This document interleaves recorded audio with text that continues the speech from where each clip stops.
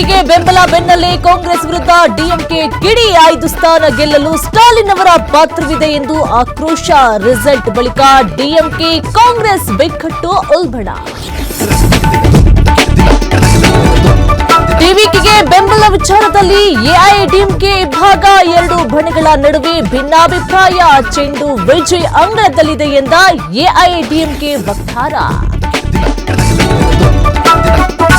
ಬಂಗಾಳದಲ್ಲಿ ನಿಲ್ಲದ ಚುನಾವಣೋತ್ತರ ಹಿಂಸಾಚಾರ. ದುಷ್ಕರ್ಮಿಗಳಿಂದ ಅನ್ಸೂಲ್ ಟಿಎಂಸಿ ಕಚೇರಿ ಧ್ವಂಸ.